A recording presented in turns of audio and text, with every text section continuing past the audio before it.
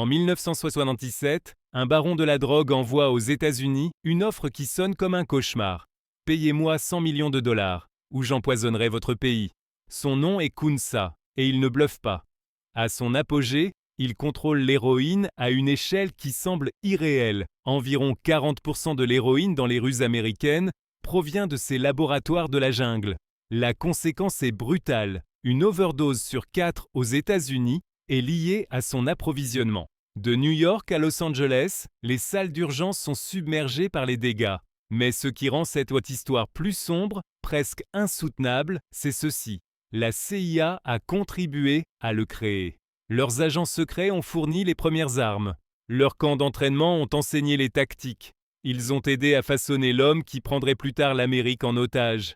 Washington réagit avec tout ce qu'elle peut. Une prime de 2 millions de dollars, un acte d'accusation fédéral, et ce qui est décrit comme la plus grande opération antidrogue multinationale jamais tentée. Il passe 2 décennies à essayer de le détruire. Et pourtant, Kunsa meurt en 2007, dans une villa, avec sa fortune, entouré de sa famille, n'ayant jamais passé un seul jour dans une prison américaine. Alors, comment un seigneur de guerre de la jungle bat-il une superpuissance ? Pour comprendre, il faut remonter à un endroit où la loi se dissout dans le pouvoir brut, le Triangle d'Or vers 1950, où la Birmanie, le Laos et la Thaïlande se heurtent dans un nœud de montagnes couvertes de jungle. Là-bas, il n'y a pas de règles, seulement la force. Et en 1950, la force appartient au Kuomintang, KMT, les restes de l'armée nationaliste chinoise de Chiang Kai-shek. Après que les communistes de Mao aient pris le contrôle de la Chine en 1949, plus de 12 000 soldats s'enfoncent d'un million dans ces hauts-de terre sans kishiwel sans loi. Échoués, apatrides, désespérés et secrètement financés par la CIA. Pour Washington, ils sont une arme, des guérilleros capables de harceler la Chine communiste depuis le Sud. La CIA fournit des armes, de l'or, des conseillers militaires. Mais ce que Washington ne voit pas, c'est un adolescent se tenant au bord de ces sessions d'entraînement. Un garçon mi-shan, mi-chinois, nommé Chang Chi-fu. Il observe tout, silencieusement, obsessionnellement, mémorisant l'art de la violence. Comment démonter et remonter un fusil les yeux bandés? Comment tendre une embuscade dans une jungle dense? Comment lire le terrain comme une carte vers le pouvoir? Et surtout, comment transformer la violence en profit et le profit en contrôle? La CIA est en train de former son futur cauchemar et n'en a aucune idée. Au début de la vingtaine, Chang Chi-fu commande sa propre milice, petite, affamée, dangereuse.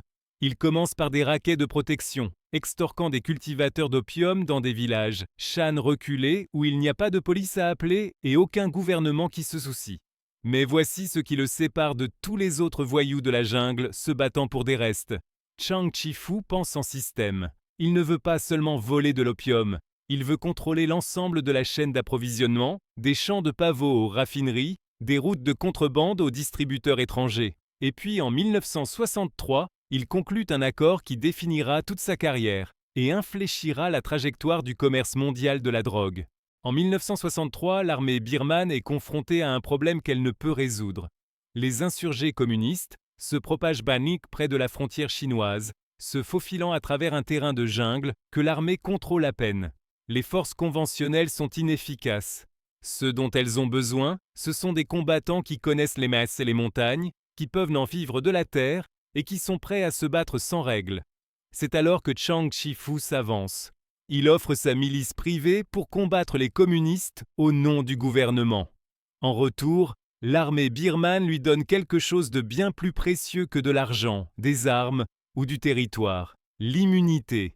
Une protection officielle, pas d'arrestation, pas d'interférence, pas de questions.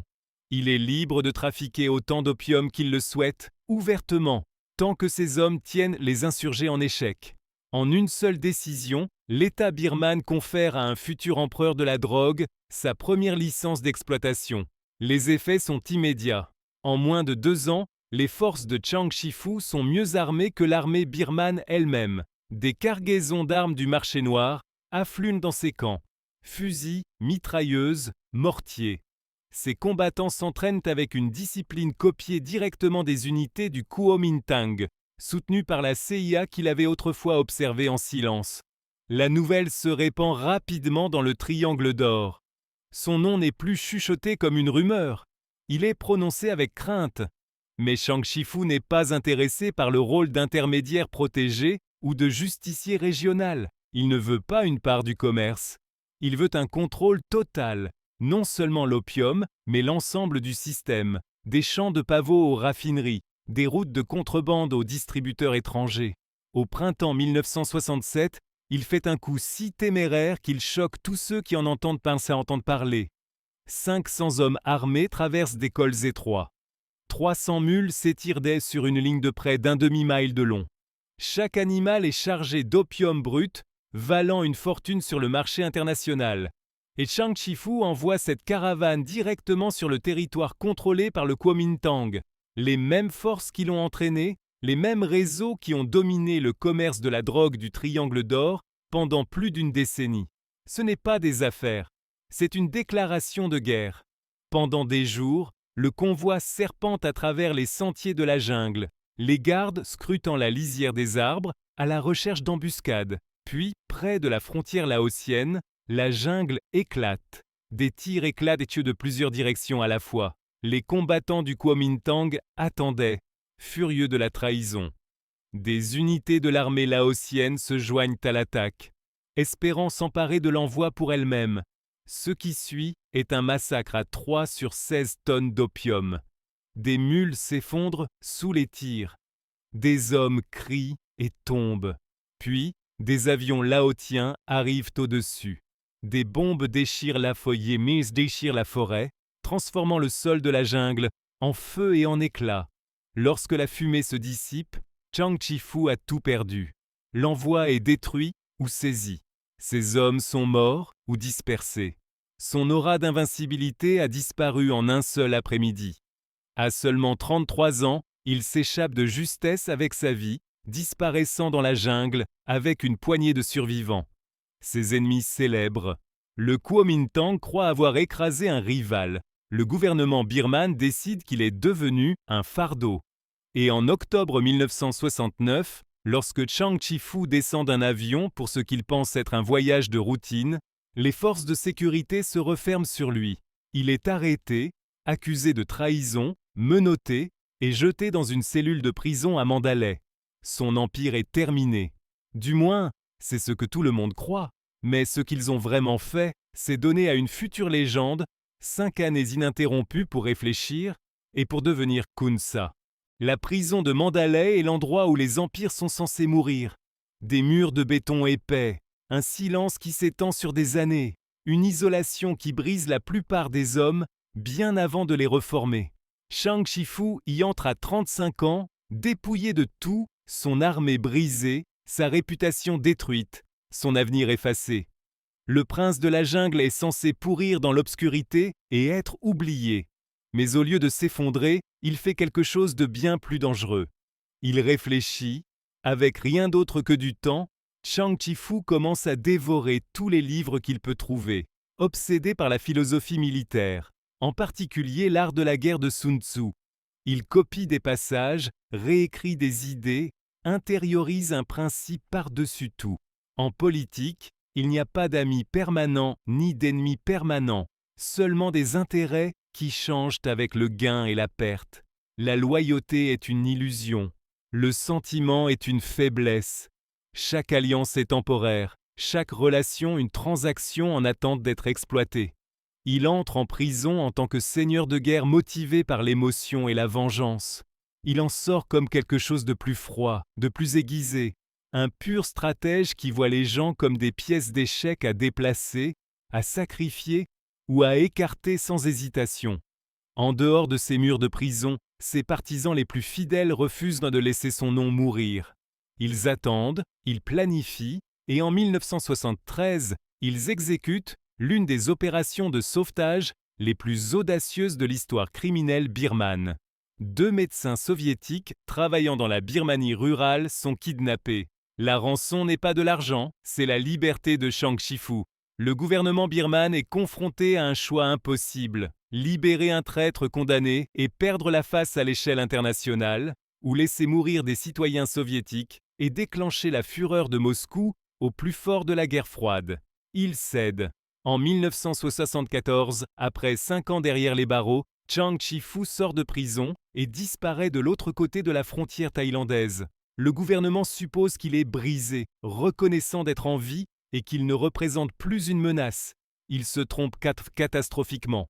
En 2 ans, il reconstruit tout et se réinvente complètement. Il prend un nouveau nom, Khun Sa, signifiant prince prospère des Shan. Mais ce nom n'est que la surface de la transformation. Il se déclare combattant de la liberté pour l'indépendance Shan. Un héros révolutionnaire résistant à l'oppression birmane. C'est un coup de maître en matière de propagande.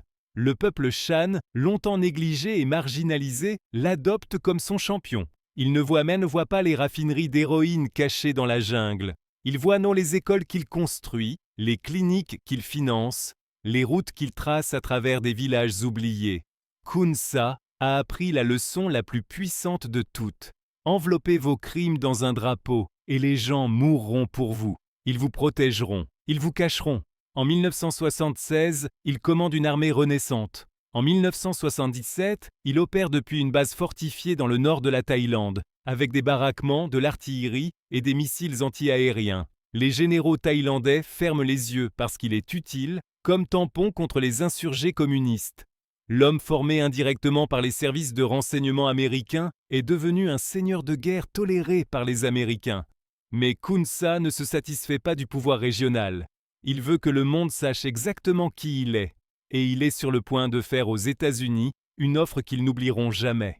En 1977, Khun Sa ne se cache plus dans la jungle. Il est retranché, fortifié, intouchable, depuis une base fortement défendue dans le nord de la Thaïlande, entouré d'artillerie, d'armes anti-aériennes et de troupes loyales, il contrôle les artères du commerce de la drogue du Triangle d'Or. Les généraux thaïlandais ferment les yeux parce qu'il sert un but, comme tampon contre les insurgés communistes. L'homme indirectement façonné par la stratégie américaine de la guerre froide est devenu un chef de guerre toléré par les Américains. Mais Khun Sa veut plus que survivre. Il veut de la reconnaissance. Il veut de l'influence. Et surtout, il veut prouver que le pouvoir n'appartient pas au gouvernement. Il appartient à celui qui contrôle l'approvisionnement. Alors il fait un pas qu'aucun baron de la drogue avant lui n'avait osé. Il contacte les États-Unis. Par des intermédiaires, un message est livré au congressman Lester Wolf, président du House Select Committee on Narcotics. La proposition semble presque raisonnable en surface. Payez 100 millions de dollars, dit Khun Sa, et il vendra directement son stock entier d'opium au gouvernement américain.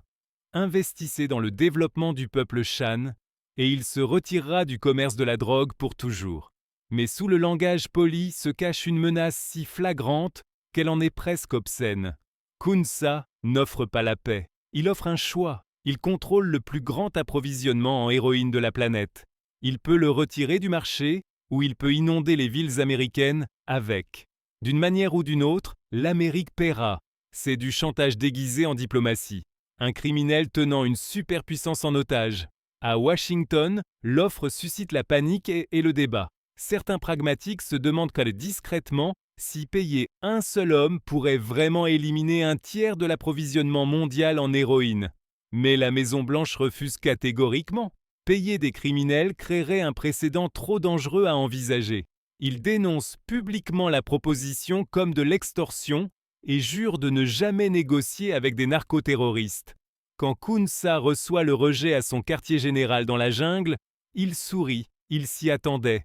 L'offre n'était jamais destinée à être acceptée. C'était un avertissement. Et maintenant, avec le refus de l'Amérique, il a la justification pour déchaîner ce qui va suivre. Si les États-Unis ne veulent seul pas le soudoyer, ils saigneront à la place.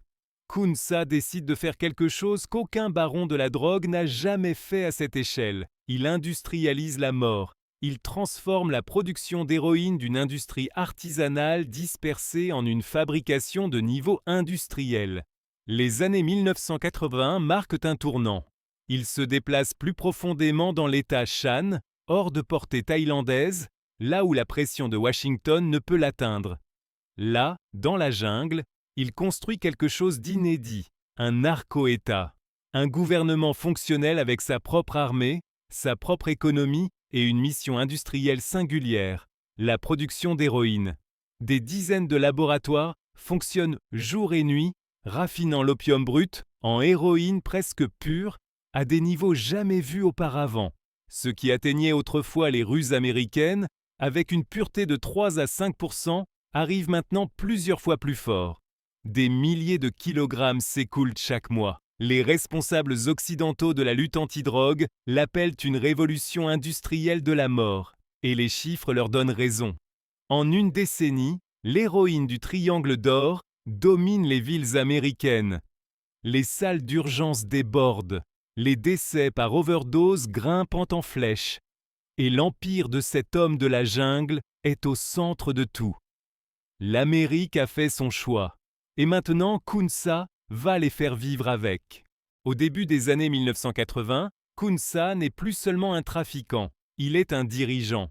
Au cœur de l'État Shan, hors de portée des autorités thaïlandaises et loin de tout contrôle birman significatif, il construit quelque chose que le monde moderne a rarement vu, un narco-État pleinement fonctionnel, pas un gang, pas un cartel, un État avec des frontières, des institutions et une armée.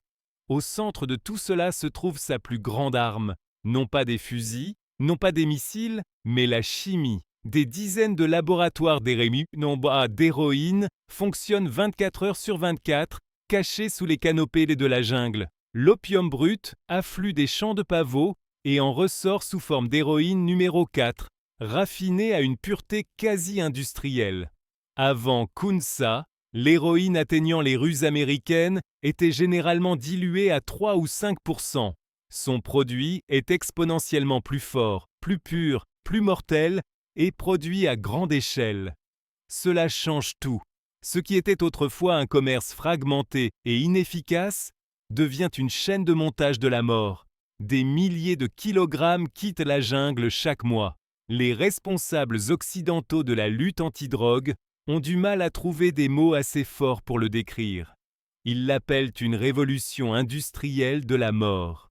Pour protéger ce système, Kunsa bâtit une armée qui rivalise avec les armées nationales. En 1985, il unit les seigneurs de guerre Shan sous son commandement et forme l'armée Mong Thai, environ 18 000 soldats réguliers, 5 000 réservistes entraînés et 8 000 miliciens de village répartis sur son territoire. Cela représente plus de 30 000 combattants, armés de mortiers, de roquettes, de mitrailleuses et de missiles solaires portables capables d'abattre des hélicoptères. Pour situer, cette force est plus importante que les armées permanentes de nombreux États membres de l'ONU. À l'intérieur de ses frontières, Kunsa établit des écoles, des hôpitaux, des collecteurs d'impôts et même un organisme politique fantoche censé ressembler à un parlement. Pour le monde extérieur, c'est un baron de la drogue. Pour de nombreux villageois Shan, c'est le seul gouvernement qu'ils aient jamais connu. Il construit des routes là où l'État ne construit rien. Il offre une sécurité là où l'État n'offre que des frappes aériennes et de la négligence. Et ça marche. À la fin des années 1980, les chiffres deviennent impossibles à ignorer. La production d'opium du Triangle d'Or explose à plus de 2500 tonnes par an, soit plus de la moitié de l'approvisionnement mondial. En 1989, l'héroïne de cette région représente jusqu'à 80% du produit dans les rues de New York. Les autorités américaines estiment que Kunsa contrôle personnellement environ 40% de toute l'héroïne entrant aux États-Unis. Pensez-y.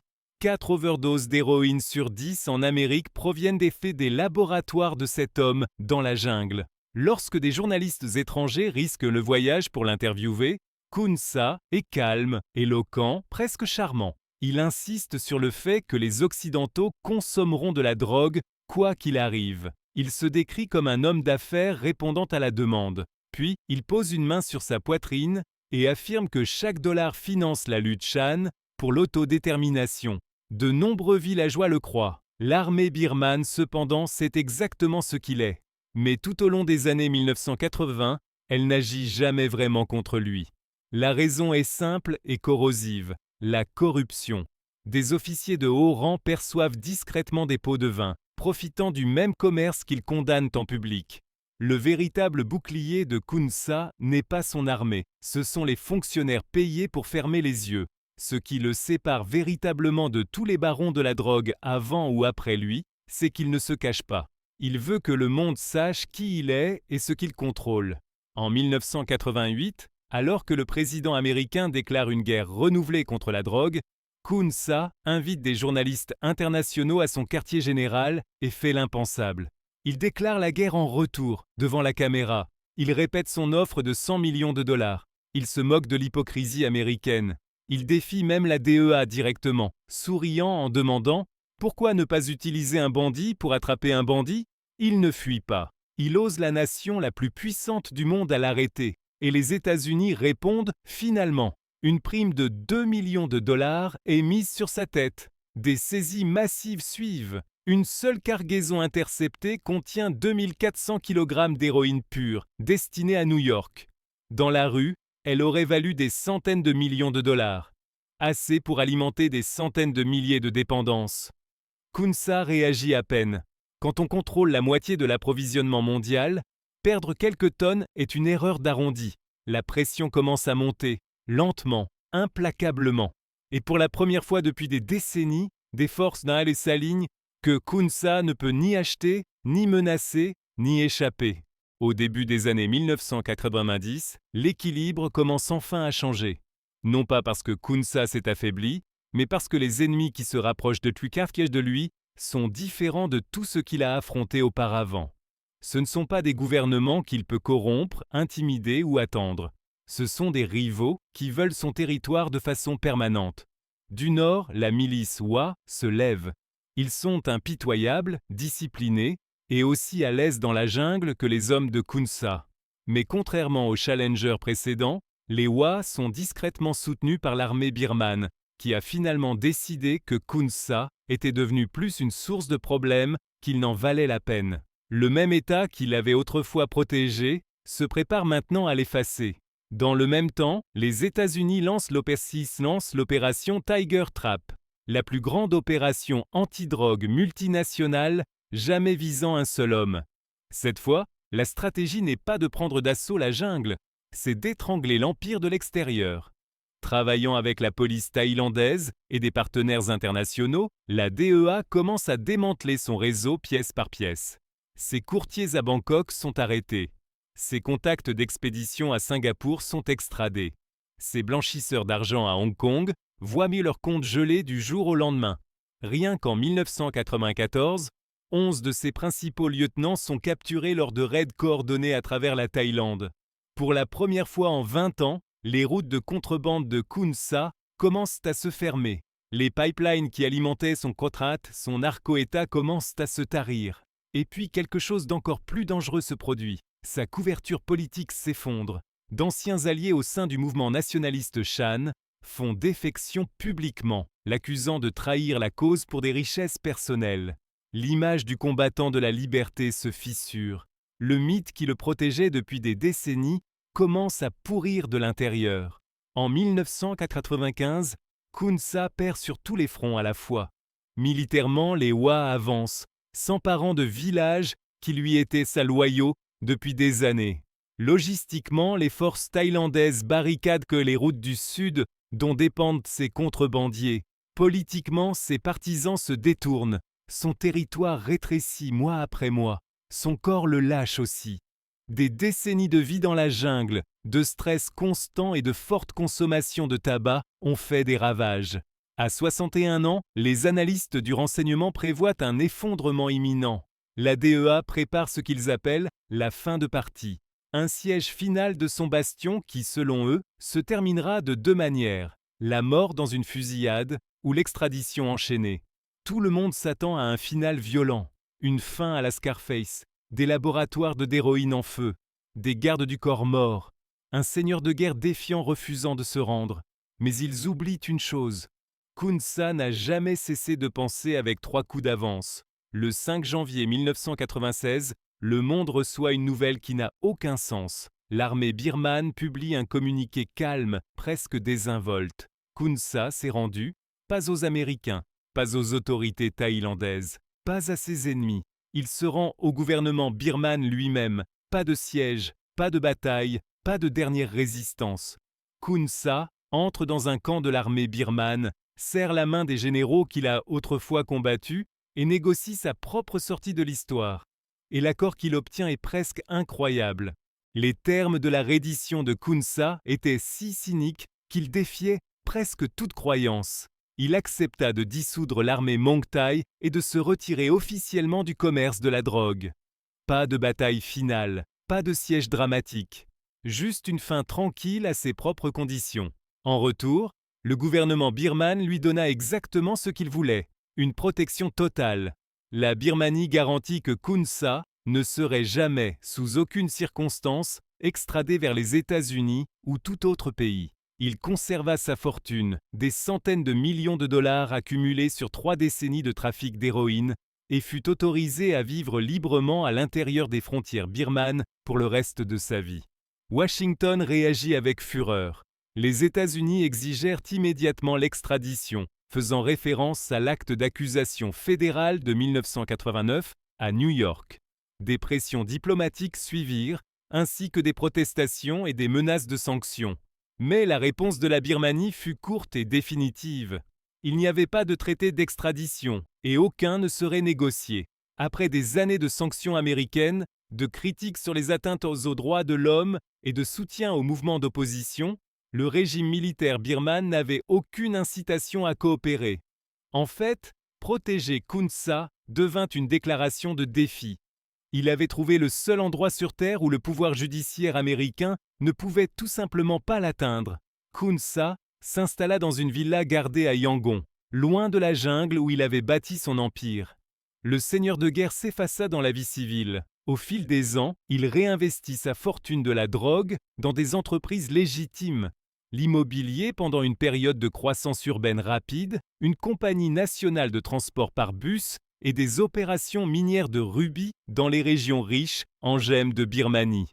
Lorsque des journalistes parvenaient occasionnellement à l'interviewer, il se présentait comme un homme d'affaires tranquille, parlant avec nostalgie de son passé de révolutionnaire et évitant soigneusement le sujet de l'héroïne. La transformation était complète.